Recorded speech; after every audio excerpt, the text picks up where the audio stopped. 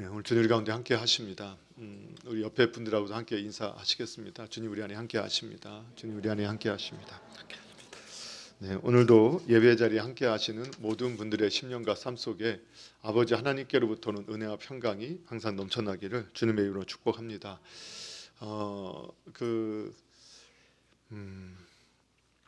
다음 주부터는 우리가 현장 예배를 온전히 회복하고 현장에서만 예배를 진행을 하는 계획들을 가지고 있습니다. 오늘 광고도 이렇게 드렸는데 그런데 이번 주 안에 계속 광고 어제 오늘은 더 아주 심각한 이러한 그 방역에 대한 내용들이 있어서 어떻게 될지는 아마 좀 더 지켜봐야 할 것 같습니다. 그래서 변동이 있게 되면 주중에 다시 한번 공지를 올려드리는 것으로 하는데 특별히 변화가 없다면 12월부터는 현장 예배 중심으로 진행이 되어지고 현장에 예배하지 못하는 분들, 특별한 상황 계신 분들을 위해서 이 말씀 부분을 홈페이지에 올리게 되면 그걸 통해서 예배에 참여하실 수 있도록 이렇게 준비하도록 하겠습니다. 주일학교 예배도 또 그렇게 진행이 되어집니다. 그리고 이제 봉사자, 교사와 예배 안내 봉사위원을 이렇게 모집하는 광고가 나갔습니다. 우리 교사로서 내년을 또 섬기실 또 감동이 있으신 분들이나 또 그런 은사가 있으신 분들은 또 기억하시고 함께 참여해 주시고 또 원하는 부서에 함께 참여해 주시기를 부탁을 드리고 또 예배 안내 1층에 예배 안내가 정문과 후문 그리고 엘리베이터 앞에서 그 여성분 2분과 그리고 남성분이 4분이 필요하게 됩니다. 그래서 복수로 해서 한 달씩 이렇게 격달로 진행을 할 수 있기 위해서 그 8분, 남성분은 8분, 여성분은 4분 이렇게 각 예배에 참여하시는 분들이 봉사하실 수 있기를 저희가 기대하면서 봉사자를 모집하고 있습니다. 혹시 본 예배에 참석하시면서 또 이렇게 예배 가운데 헌신하시길 원하시는 분들은 기도하시면서 또 많은 분들의 참여를 부탁을 드립니다. 오늘 저희들은 그 십계명을 함께 지금까지 연구하고 또 묵상하고 상고하면서 이제 오늘 10번째 계명에 도달하게 되었습니다. 오늘 본문의 말씀 그대로를 제목으로 삼아서 내 이웃의 집을 탐내지 말라라는 제목으로 오늘 이 십계명의 10번째 계명의 의미가 무엇인지 그리고 이 10번째 계명의 특징을 살펴보고 어떻게 우리에게 적용할 수 있는지를 이렇게 살펴보는 그러한 시간들을 가지려고 합니다. 그러기 전에 우리가 이제는 십계명 전체를 다 외울 수 있는 수준이 되었겠지만 아직은 다 못 외우시는 분들과 함께 우리가 함께하기 위해서 읽으실 수 있는 분들을 읽으시고 또 함께 외우실 수 있는 분들 외우시면서 함께 한번 십계명을 한번 암송해 보는 읽어보는 시간 갖겠습니다. 1계명부터 함께 하겠습니다. 시작. 너는 나 외에는 다른 신들을 내게 두지 말라. 너를 위하여 새긴 우상을 만들지 말라. 너는 내 하나님 여호와의 이름을 망령되게 부르지 말라. 안식일을 기억하여 거룩하게 지키라. 내 부모를 공경하라. 살인하지 말라. 간음하지 말라. 도둑질하지 말라. 내 이웃에 대하여 거짓 증거하지 말라. 내 이웃의 집을 탐내지 말라. 아멘. 네, 우리 10가지 계명의 의미를 우리가 이제 10가지의 의미들을 지금까지 살펴봤는데 오늘은 그 10번째 계명의 의미를 살펴보려고 합니다.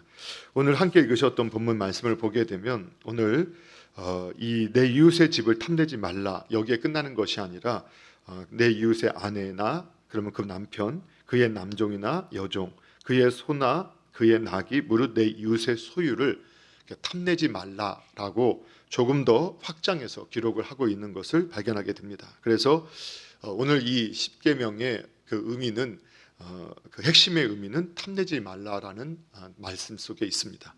이 탐낸다라는 이 하마드라는 히브리 언어를 보게 되면 바라다, 소망하다, 기뻐하다라는 뜻을 가지고 있습니다. 여기서 아랍어 명사형에서 모하메드라는 단어가 함께 나오게 되는데 기쁨과 칭찬, 뭐 이런 찬양의 내용이 나오게 됩니다.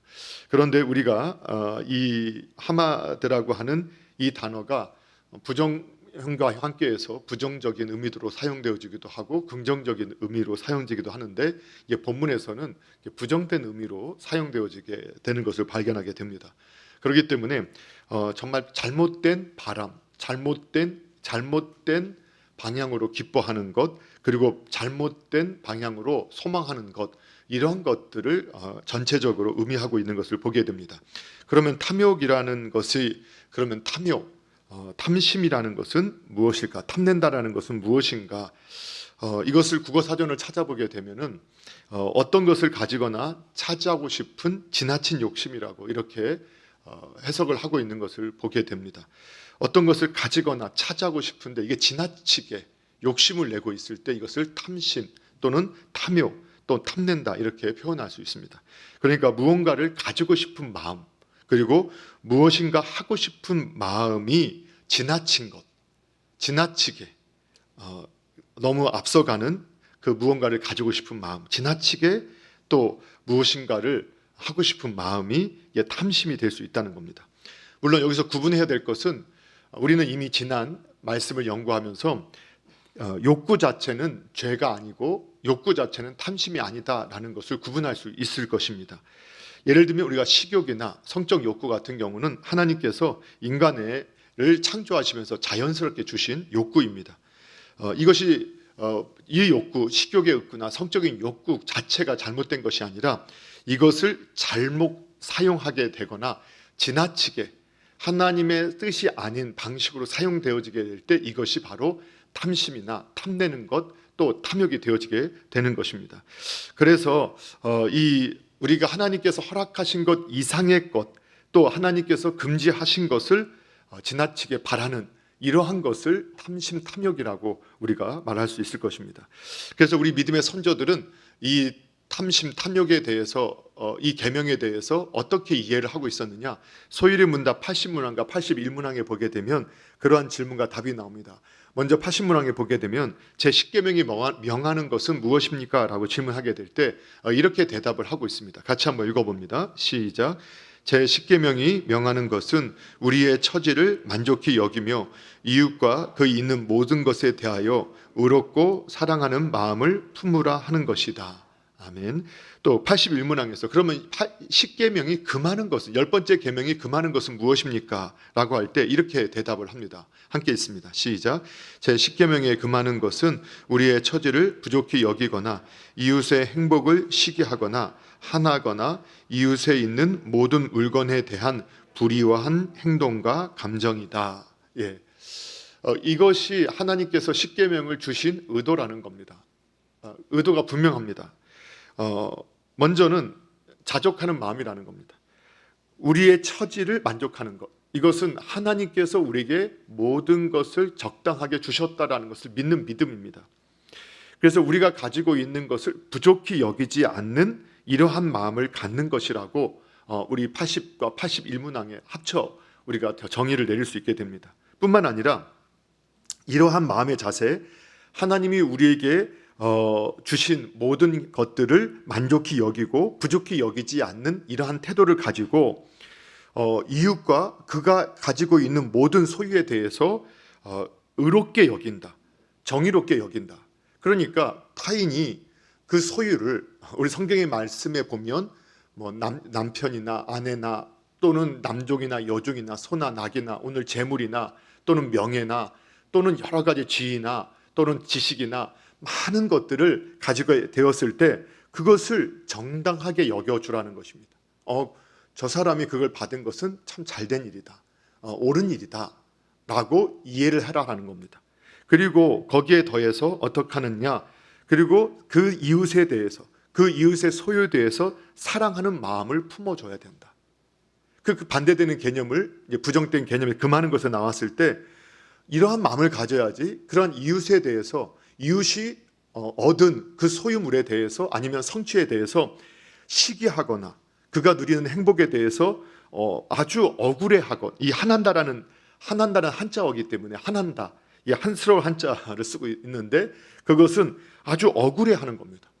저 사람만 왜 저런 걸 누려? 저 사람은 왜 저렇게 행복해? 나는 정말 원통해 하고 원망스러워. 그리고 아주 이러한 그 시기하고 아주 악한 마음을 품는 이러한 것들을 행해서는 안 된다. 그리고 그런 생각도 가져서는 안 된다라고 우리 가르치고 있습니다. 뿐만 아니라 이 이웃이 가지고 있는 그것에 대해서 내가 만약 저 부자권은 좀 뺏어서 우리가 나눠 가져도 되는 거 아니야? 저 사람은 저렇게 많이 있으니까 내가 좀 가져가도 되는 거 아니야? 이러한 생각들, 그리고 또 그런 것들에 대해서 종주하는 감정들까지도 가져서는 안 된다. 이걸 우리에게 가르쳐주고 있어요. 예. 정확하게 우리에게 이것을 가르쳐주고 있죠. 그러면 이런 말씀을 듣다 보니까 우리가 우리가 말씀만 바로 알고 있어도 어떻게 보면 우리가 이 세상의 이론과 사상, 이데올로기로 우리를 속이는 것을, 우리가 선동당하는 것을 크리스천들이 자신이 선동당하지 않을 뿐만 아니라 사람들이 선동되지 않도록 도울 수 있었다는 것을 알게 됩니다. 저는 분명하게 이 성경적인, 자본주의도 성경적인 것은 완전한 성경적이다 말할 수 없습니다. 그걸 자본주의를 가지고 성경을 해석하면 안 됩니다. 그러나 사회주의, 이 공산주의 이 이데올로기는 완전히 반성경적인 이론이다라는 것을 부정할 수가 없습니다. 저희 신앙의 양심을 가지고도 그것은 도대체 용납할 수가 없는 겁니다. 지금과 같이 이 사회주의, 공산주의 이론 이데올로기들은 어느 순간에 우리 마음에 찾아와서 이웃이 얻고 소유한 것에 대해서, 그것에 대해서 마치 억울해하고 분통해하고 원통해하고 원망스러워하고 그리고 분노해야 한다라고 사람들을 선동하고 있는 것에 어느 순간 크리스천들도 함께 참여하는 것을 보게 됩니다. 물론 저도 학생 시절 때, 청년 시절 때 대학에서 여러 책들을 읽다 보면 그 책들은 일방적으로 가진 자가 없는 자를 이렇게 착취하고 빼앗는 그러한 내용들로 끊임없이 듣다 보면 그렇게 그 이론을 가지고 이렇게 해석할 수 있습니다. 그렇지만 그것은 바로 이 사회주의, 공산주의 이 세계관 속에서, 아니면 이 세상의 이론적인 세계관 속에서 나온 것입니다.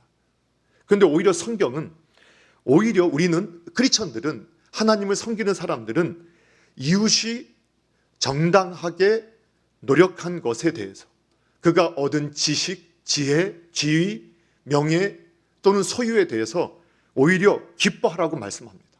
그리고 그것을 그들을 사랑해 주라고 우리에게 말씀하고 있고, 그것에 대해서 어떠한 악한 생각조차도 품는 것이 잘못된 것이다 라고 이미 가르쳐 주고 있는 것을 보게 됩니다.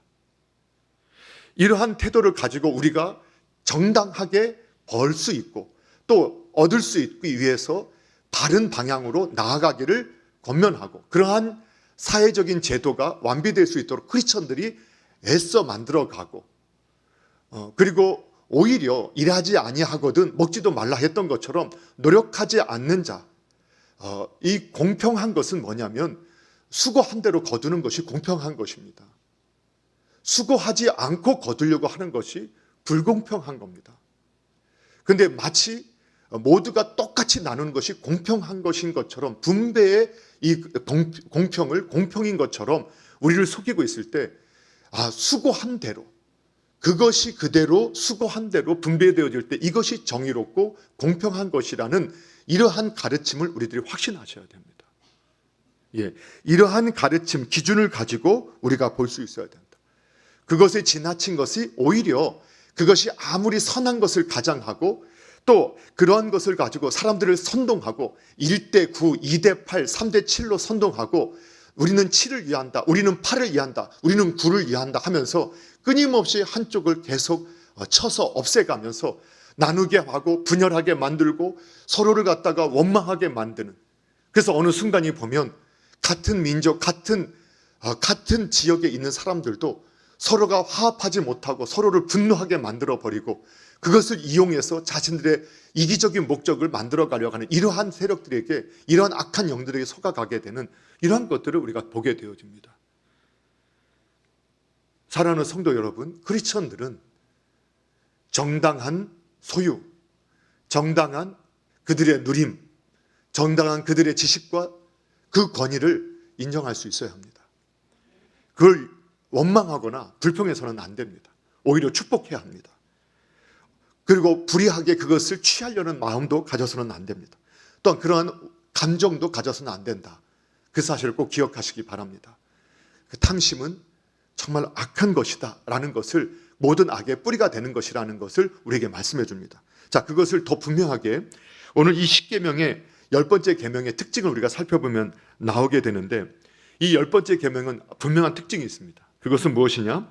실제로 행동이 나타나기 전에 그 전에 마음의 그 내면의 상태를 언급하고 있다는 데서 발견하게 됩니다.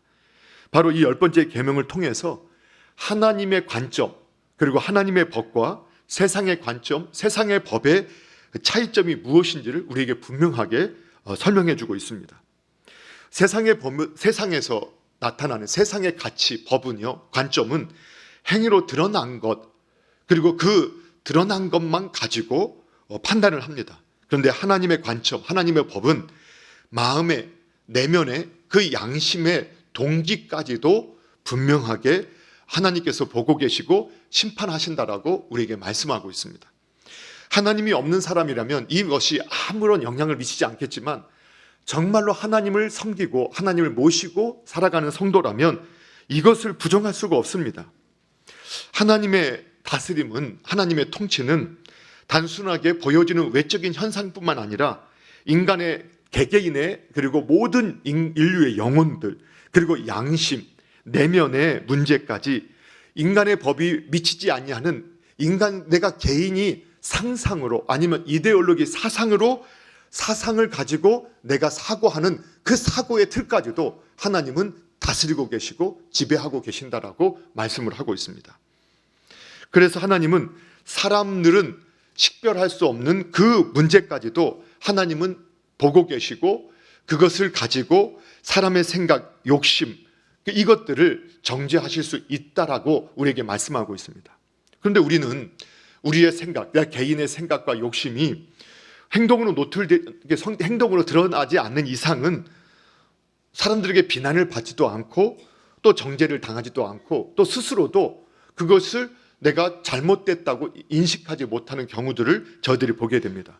그런데 하나님은 그렇게 말씀하시지 않는다는 겁니다. 하나님은 개개인이 그 마음의 동기, 그가 어떠한 목적을 가지고 그것을 했느냐, 그것을 보신다는 겁니다.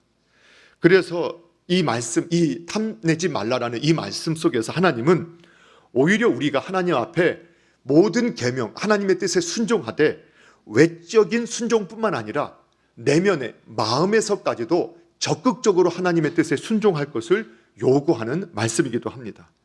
그래서 예수님께서도 우리에게 말씀하실 때 이 땅에 오셔서 인간의 마음과 행동은 별개가 아니라 함께 연관되어져 있고 밀접하게 관련되어 있다. 그리고 그 마음이 그 사람의 행동에 결정적인 영향을 미친다는 것을 분명히 우리에게 말씀해 주셨습니다. 사람들이 외식도 있고 또 사회적인 이 학습을 통해서 내가 그렇게 보여지면 손해본다는 걸 알기 때문에 다른 사람 앞에는 내 생각 또는 내 마음의 상태를 표출하지 않으려고 내가 노력을 하고 사람들을 그 순간은 속일 수 있을지 모르지만, 하나님은, 주님은 말씀하시기를 결국은 숨길 수 없다는 겁니다. 그 인간이 품고 있는, 그 사람이 품고 있는 그 생각은 반드시 그 사람의 입술을 통해서, 삶의 행위를 통해서 반드시 드러날 수밖에 없다라고 우리 주님께서 말씀하여 주신 겁니다. 여러분, 그래서 그 사람을 볼 때 그 말을 보고 아는 게 아니라 그 삶의 열매를 보고 알아가야 한다. 열매를 보면 그가 누구인지 알 수 있다. 성경은 그렇게 말씀하고 있어요. 자, 오늘 우리나라는 이미 고도로 발전된 사회 가운데 제 세계에서도 이제는 10대 경제국 안에도 들어가는 참내지 선진국 안에 들어간 나라로 꼽히고 있습니다. 농업국가가 아니에요. 그래서 사실 저도 어렸을 때 시골에 자라서 감나무, 사과나무, 앵두, 자두 이런 거 보고 자랐어요. 그런데도 막상 딱 보면 구분하기 어려워요. 예, 지금도 보면 잘 모르겠어요. 이제 밤나무는 좀 알겠어요. 감나무도 좀 알겠어요. 너무 자주 봤었으니까. 바로 집 앞에 있었던 것도. 근데 앵두가 있었고 다탱자도 있었지만 몇 가지들은 잘 모르겠어요. 그런데 확실히 구분할 수 있어요. 그게 뭐냐? 열매가 맺혀지면 확실히 구분돼요. 열매가 맺혀지면 아 이거 탱자였구나. 아 이거 탱자나무였구나. 아 이거 귤나무였구나. 아 이거 사과나무였구나. 이게 배나무였구나. 열매를 보면 안다는 거예요. 열매를 보면. 그래서 하나님께서는 결국은 우리 내면의 생각과 그리고 외적으로 표현되는 그 행위를 함께 보시고 그를 판단하는데 사람들은 이 세상의 법으로 자기를 어떻게 자꾸 속이느냐. 아, 나는 사람을 죽이지 않았어. 나는 누군가를 간음하지 않았어. 나는 누군가를 속이지 않았고 도둑질하지 않았어. 그러니까 나는 괜찮아. 그런데 이미 우리는 앞선 계명들을 연구하면서 함께 묵상하면서 이미 예수님께서 내면의 생각의 죄까지도 생각으로 누군가를 미워한 것이 살인이고 생각으로 내 배우자가 아닌 어떠한 대상을 내가 음욕을 품고 바라봤다면 이미 간음한 것이고 또 내가 탐심을 가졌다면 내가 마음에 욕심을 가지고 그걸 바라보고 있었다면 이미 내가 도둑질한 것과 같은 것이다 라는 이러한 가르침들을 우리가 이미 들어왔습니다. 그렇지만 이미 우리가 말씀을 들었음에도 우리는 내가 살인하지 않았고 간음하지 않았다라고 아주 자신 있게 생각을 하고 도덕적으로 윤리적으로 나는 깨끗하다라는 이런 의식 속에 있습니다. 그리고 그것이 자기 의가 되어지는 경우들을 봅니다. 그런데 하나님 앞에서 내면의 죄까지 정말로 죄라는 것을 이 탐심이 죄라는 걸 깨닫게 되어지게 되면 그 누구도 하나님 앞에서 자신이 죄인이 아니라는 것을 죄인이 아니라고 말할 수 있는 자가 아무도 있게 되지 않습니다. 여러분 우리가 알고 있는 사도 바울도 그가 하나님을 정말 만나기 전에는 그가 스스로 뭐라고 말했느냐. 나는 율법으로는 내가 정죄할 게 없는 사람이다. 율법으로는 의로운 사람이다. 내가 율법을 다 지켰어. 왜? 외형적인 율법은 다 지켰어. 그렇게 생각을 했던 사람입니다. 그런데 그가 하나님을 만나고 나서 다시 말씀이 열어졌어요. 그리고 나서 로마서 7장 8절 9절에서 7절 8절에서 이렇게 그런 고백을 하고 있어요. 같이 한번 읽어보도록 하겠습니다. 시작. 그런즉 우리가 무슨 말을 하리요? 율법이 죄냐? 그럴 수 없느니라. 율법으로 말미암지 않고는 내가 죄를 알지 못하였으니 곧 율법이 탐내지 말라 하지 아니하였다라면 내가 탐심을 알지 못하였으리라. 그러나 제가 기회를 타서 계명으로 말미암아 내 속에서 온갖 탐심을 이루었나니 이는 율법이 없으면 제가 죽은 것임이라. 아멘. 우리 하나님께서 우리에게 계명을 주셨어요. 진리를 가르쳐 주셨어요. 규칙을 주셨어요. 탐심을 내가 이 세상의 법률의 가치로 이 세상의 사상으로 해석할 때는 하나님의 의도대로 해석하지 않을 때는 외형적으로 내가 그 죄를 행하지 않았으니까 내가 보여지지 않았으니까 괜찮아 라고 이해를 했던 사도 바울이 성령님의 은혜를 입고 하나님의 은혜로 성령님의 인도함을 받은 가운데서 내 안에 있는 끊임없이 올라오는 이 잘못된 욕구, 이 탐심, 탐욕이 악이구나, 죄구나. 그리고 그 죄를 없애보려고 정말로 주님 말씀대로 그 미움을 없애보려고 더 사랑해 보려고 그리고 그 마음에 있는 음욕을 없애보려고 그 분노를 내가 지워보려고 몸부림치면 몸부림칠수록 오히려 그것에 사로잡히는 자신의 모습을 발견하게 되는 겁니다. 그래서 저는 나는 죄인의 괴수구나. 정말 선을 행할 만한 능력이 단 한 조각도 없구나. 그래서 더욱 하나님을 의지하게 만들었던 겁니다. 그리고 그에게 선한 것이 있었어도 그것을 자신의 자랑으로 삼지 아니하고 하나님의 은혜로 주님이 베푸신 은혜로 고백했을 뿐만 아니라 그래서 그는 자신의 행위로 용서받을 수 없다는 걸 알았기 때문에 주님의 용서를 그대로 받아들여서 자신의 죄악을 깨달을 때도 그것으로 자기를 정죄한 것이 아니라 애통해하고 슬퍼하고 아파하고 그 죄를 미워하면서 주님 앞에 회개하였던 것이고 그리고 다른 형제가 또는 그렇게 아파하고 또 슬퍼하고 또 죄를 범했을 때 그것을 나의 의를 가지고 정죄하거나 비난하지 않았던 것입니다. 그래서 사도 바울은 누구보다도 예수님을 닮아가고 예수님을 깊이 생각하고 닮아갔던 사람의 모형이 되어줄 수 있었던 겁니다. 여러분 탐심이 그렇게 무섭습니다. 우리가 성경의 가장 유명한 인물 중에 하나가 다윗이죠. 누구라도 잘 알고 있는 하나님이 마음에 기뻐하시는 사람, 하나님께서 인정하셨던 사람. 그런데 여러분 잘 알고 있는 밧세바 사건, 여러분 밧세바를 그냥 목욕한 궁중의 지붕에 올라가서 한가롭게 보다가 목욕하고 있는 밧세바를 바라보는데 그 마음에 탐심이 들어왔어요. 내 아내가 아닌 여자를 취하고 싶은 욕망이, 욕심이 들어왔어요. 근데 그것이 잘못됐다, 그것이 하나님 앞에 죄다, 그것을 빨리 인정하고 그 욕심을, 그 탐심을 제거했어야 되는데 다윗은 그 탐심을 오히려 키웠습니다. 그 탐심이 오히려 더 크게 자라나기 시작했어요. 그래서 결국 어떻게 했습니까? 밧세바를 궁중으로 불려들였습니다. 그리고 그녀와 간통을 했습니다.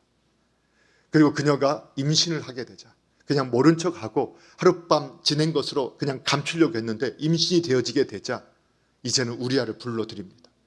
거짓으로 어떻게 하든 그를 속여서 아내하고 합방시키려고 했지만 그것이 해결되지 않자 이제는 그의 손에 그를 죽이라고 하는 편지를 써서 보내서 그를 죽게 만듭니다. 여러분 그 탐심의 마음, 그 욕망이 자라나서 어떻게 만들었습니까? 그는 도둑질했고, 그는 간음했고, 그는 거짓말했고, 그는 살인했습니다. 결국 그 탐심이 그의 모든 악을 다 끌어내게 했고 결국은 그 모든 악한 행위를 하게 만들었던 것을 보게 됩니다. 사랑하는 성도 여러분, 이 10번째 계명을 통해서 하나님은 분명히 우리에게 말씀하고 있습니다. 보여지는 외적인 행위뿐만 아니라 하나님은 우리의 내적인 영혼의 상태, 마음까지도 분별하고 계시고 보고 계시고 그 악한 생각, 악한 동기도 하나님이 심판하신다라고 분명히 말씀하고 있습니다. 오늘 그 심판에서 우리를 건져주기 위해서 오셨던 예수 그리스도를 여러분 기뻐하시기 바랍니다. 그리고 그분의 은혜 안에서 더 그분을 의지하시고 우리가 죄와 싸워 끝까지 승리하실 수 있는 그런 은혜가 있기를 주님의 이름으로 축복합니다. 자, 그럼 마지막으로 우리는 이 10계명을 우리에게 어떻게 적용해야 하는가, 10번째 계명을 우리의 삶에 어떻게 적용해야 하는가를 우리가 살펴보려고 합니다. 이미 우리는 소요리 문답 80과 81문안을 통해서 자족하는 것이 참으로 중요하다. 하나님께서 우리에게 허락하신 처지, 허락하신 것들을 만족해하고 또 그것의 부족함을 내가 느끼지 아니하고 또 주신 것에 만족하는 삶을 살아가는 것이 시작점이다라는 것은 이미 우리가 앞에서 살펴봤습니다. 그와 더불어서 하이델베르크 113문에 보게 되면 우리의 믿음의 선조들은 이 10번째 계명에서 하나님께서 우리에게 요구하시는 것이 무엇인가라는 이 질문에 대해서 이렇게 답을 하고 있습니다. 같이 한번 읽어보겠습니다. 시작. 우리가 하나님의 모든 명령에 반대되는 가장 적은 생각이나 욕망이라도 우리의 마음속에 품어서는 안 되고 항상 온 마음을 다하여 모든 죄를 미워하고 모든 의 가운데서 기뻐해야 한다는 것입니다. 아멘. 오늘 우리 믿음의 선조들은 이 10번째 계명이 결국은 이게 아주 핵심, 모든 계명의 핵심의 내용이 될 수 있다는 것을 분명히 가르쳐주고 있어요. 그렇게 이해했다는 것을 우리에게 말씀해주고 있어요. 그래서 오늘 믿음의 선조들은 이 탐내지 말라라는 이 말씀의 의도를 하나님의 모든 명령, 하나님이 요구하시는 것에 대해서 아무리 적은 생각으로, 아무리 작은 욕망으로라도 마음속에 그것들을 품어서는 안 된다라는 것을 우리에게 가르쳐주고 있습니다. 우리는 이것도 심각한 악이라는 것을 인정하고 아무리 적은 생각, 아무리 작은 욕망이라 하더라도 하나님의 말씀에 반대되는 것을 마음에 품어서는 안 된다는 겁니다. 하나님이 여기까지라고 하면 여기까지 가야 합니다. 거기까지 하면 거기까지 가야 합니다.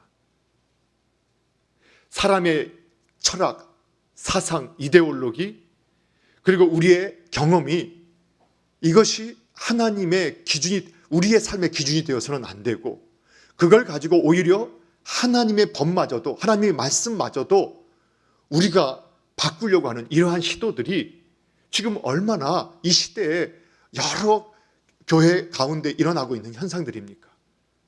잘못됐다는 겁니다. 뿐만 아니라 이 사회가 그렇게 흘러가는 것도 누가 막아야 되느냐? 크리스천들이 막아야 합니다. 크리스천들이 모든 삶의 영역에서 정말로 하나님이 기뻐하시는 그 기준에서 벗어나는 것을, 그것이 아무리 적은 생각, 작은 욕망이라도 그런 것들이 세워지지 않도록 우리가 힘써서 싸워야 하고 노력해야 한다라는 것을 우리에게 가르쳐 줍니다. 뿐만 아니지 않습니까? 항상 온 마음을 다하여서 모든 죄를 미워해야 한다는 겁니다. 그리스도인들은 죄를 미워해야 한다는 거예요. 근데 오늘날 보면 크리스천들이 죄를 안 미워하고 사람을 미워해요. 형제를 미워해요. 여러분, 우리가 꼭 기억할 것이 있어요. 우리가 하나님의 오늘 탐내지 말라 이 말씀을 붙잡고 그 말씀의 원리대로 십계명을 지키려 보려고 우리가 결심하고 믿음으로 살아보기 시작하면 얼마나 내 수준이 하나님의 수준과 차이가 나는지를 깨닫게 되어집니다. 그래서 우리가 확신하게 되는 게 있어요. 정말 모든 사람이 하나님을 떠나 죄인이라고 하더니 나도 죄인이구나, 내 안에 선한 것이 하나도 없구나 하는 것을 깨닫게 됩니다.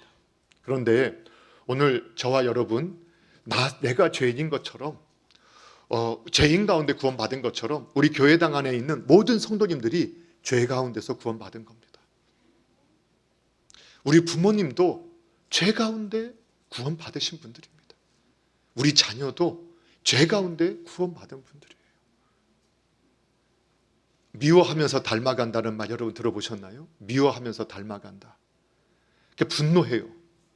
악에 대해서 분노하고 막 분노하자고 해요. 근데 본인이 그 악을 행해요. 근데 그 본인이 그 악을 행할 때는 수없는 변명을 대요. 그리고 자신의 힘을 가지고 그걸 눌러버려요.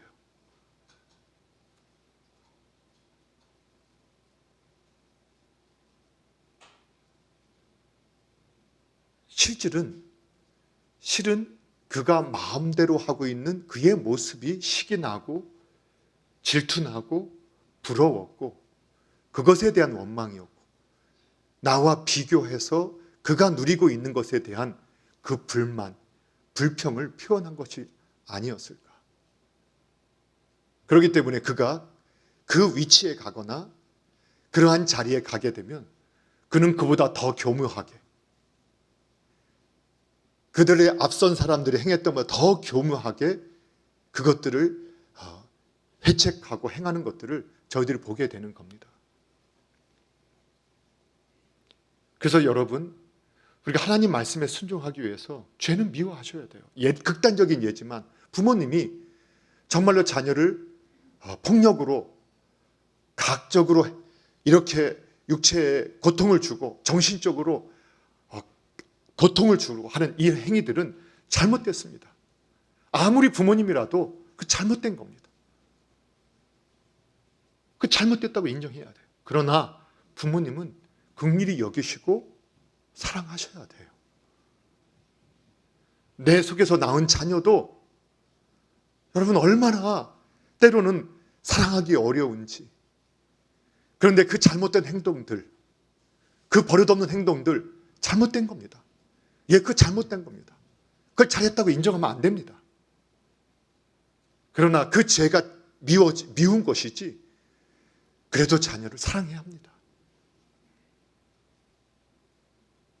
제가 가장 고통스럽고 아파했던 경험 중에 하나는, 제가 담임이 되고 나서 그리고 지금까지 15년의 후반이 흐르면서 참 희한하게도 제가 저에게 참 이렇게 싸우는, 그 서로 상처받는 그 교회 가운데 들어가서 옆에 중간의 역할을 하는 경험들을 자주 하게 하셨습니다.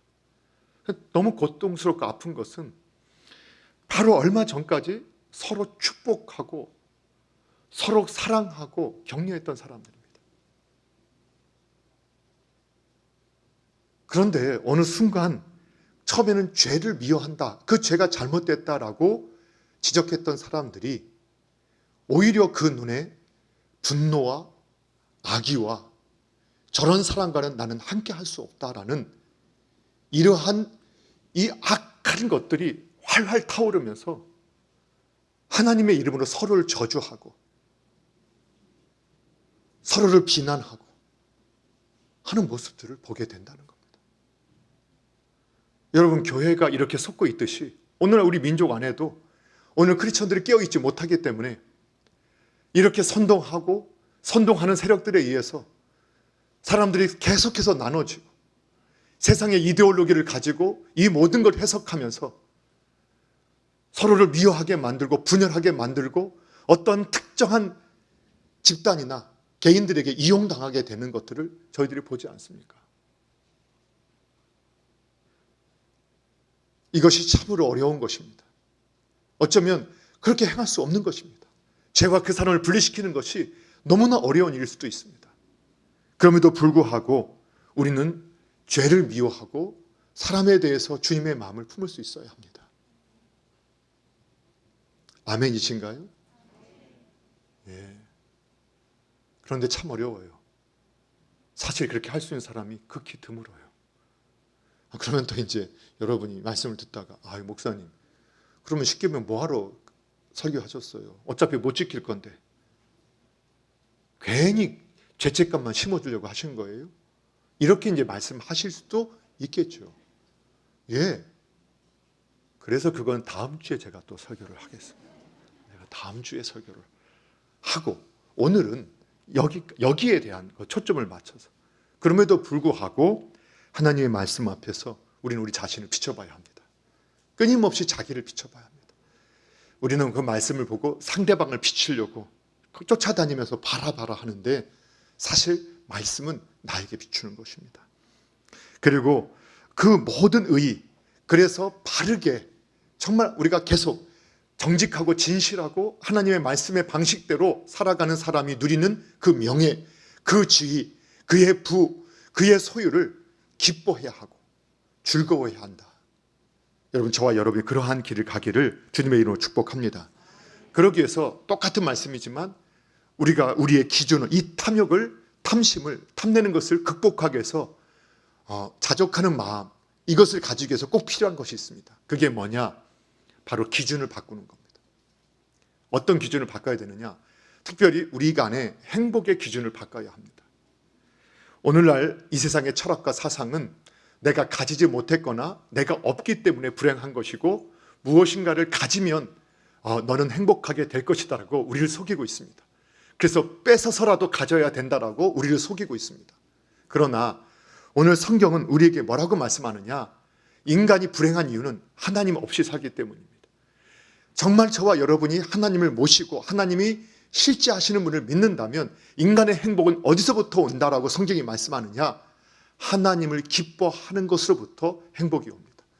하나님을 기쁘시게 하기로 결심하는 때부터 하나님의 기쁨이, 행복이, 우리의 행복이 되어지게 된다고 성경은 우리에게 말씀하고 있습니다. 그래서 하나님이 정해놓으신 질서와 또 하나님의 그 대사명과 대계명의 방향을 따라 살아가는 인생이 진정한 행복이 되어진다는 겁니다. 그렇기 때문에 오늘 하나님의 뜻을 따라 하나님의 뜻에 순종하고 그리고 그것을 따라 살아가는 사람이 그 기준을 내가 없는 것 때문에 불행하다, 있으면 행복해질 것이다라고 하는 그 기준을 하나님이 있으면 행복한 것이고 하나님이 없으면 불행한 것이다라는 하나님의 기준으로 전환을 하셔야 합니다. 근데 그것을 막는 것이 뭐냐? 그것이 바로 탐심이라는 겁니다. 우리가 하나님만을 기뻐하고 하나님을 기쁘시게 해야 행복을 누릴 수 있는데 아닙니다. 이것이 있어야 제가 하나님 기쁘시게 할 수 있습니다.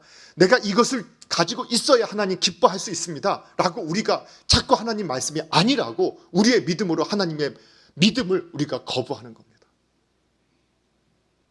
우리의 믿음으로 하나님의 믿음을 거부해요. 그래서 이 탐심이 그렇게 하는 역할을 한다는 겁니다. 자, 그럼 탐심이 뭐냐? 성경이 이렇게 말씀하고 있어요. 골로새서 3장 5절 말씀 다 아시죠? 한번 읽어봅니다. 시작. 그러므로 땅에 있는 지체를 죽이라. 곧 음란과 부정과 사욕과 악한 정욕과 탐심이니 탐심은 우상 숭배니라. 아멘. 여러분, 우리 십계명을 통해서 1계명이 뭡니까? 너는 나 외에 다른 신들을 내게 두지 말라. 2계명은 뭐였죠? 나 외에 다른 우상들을 만들지 말라. 예. 너는 너를 위해서, 너 자신을 위해서 우상들을 만들지 말라. 하나님이 가장 싫어하시는 게 뭡니까? 하나님을 하나님답게 여기지 않는 것.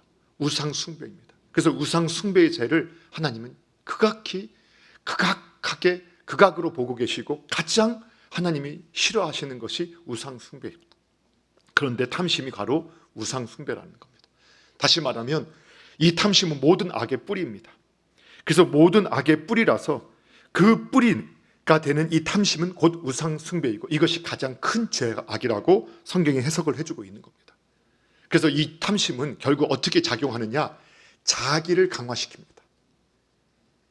자기를 강화시키고 자기 의를 강화시켜 버립니다. 그리고 그것을 통해서 어떻게 만들어 버리냐? 자기 자신을 하나님 자리까지 앉혀버리게 됩니다. 너무 또 지나치게 또 앞서가는 거 아닌가요? 아닙니다. 왜 그럴까요? 결국은 이 모든 탐심은 내가 하나님 없이 행복을 만들어내겠다라는 시도이기 때문입니다. 내가 하나님 없이 진정한 기쁨을 만들어내겠다라는 시도이기 때문입니다. 그리고 또한 탐심은 내가 나를 행복해 해줄 대상을 내가 찾겠다, 내가 만들어내겠다라는 선포이기도 합니다. 저게 있으면 나는 행복해질 거야. 저게 채워지면 나는 행복할 거야. 행복의 기준을 내가 만들겠다는 겁니다. 이것만 있으면 행복하게지겠지. 이것이 바로 이 탐심의 핵심입니다. 그래서 여러분, 여러 가지 탐심이 우리를 작용할 때, 우리 안에 작용할 때 저와 여러분은 분명히 고백할 수 있어야 됩니다.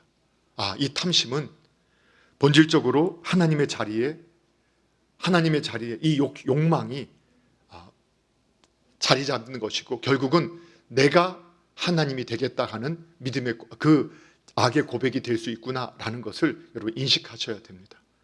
그래서 우리 가운데 있는 탐욕이 여러 가지가 있어요.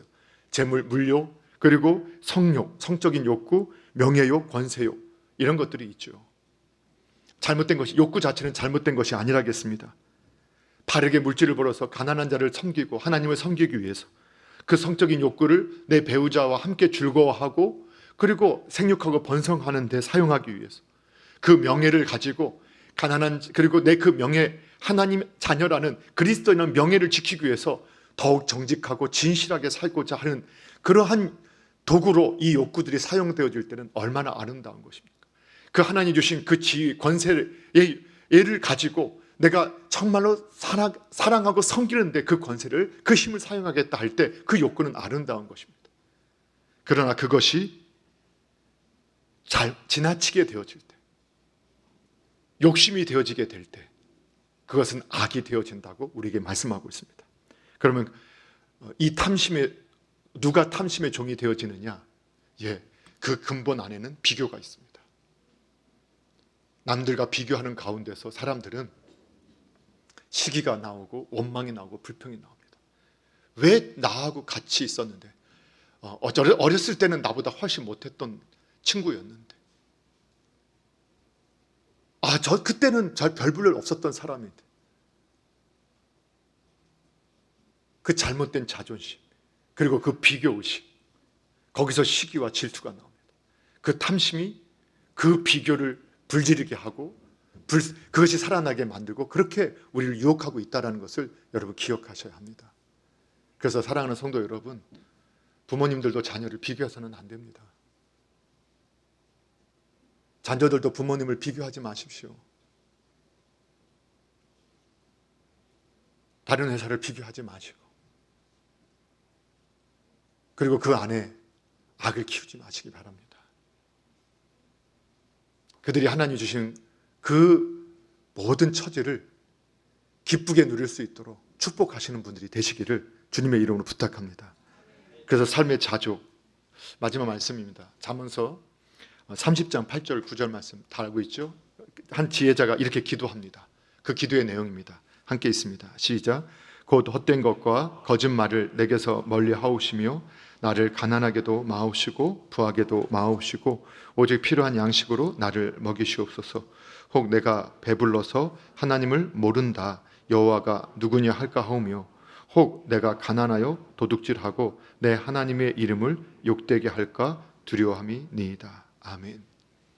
하나님을 바로 아는 사람들, 그 하나님이 우리의 삶에 가장 좋은 것으로 섭리하고 계신다는 것을 믿는 사람들, 그 섭리 가운데 우리에게 예수 그리스도를 보내주시고 그분을 통해서 하셨던 모든 일들을 오늘 우리가 믿음으로 받고 있는 사람들, 그런 분들은 오늘 성령님의 도우심과 또 기도하는 가운데서 주님의 마음을 배워가고 또 주님을 닮아갈 수 있게 될 것입니다.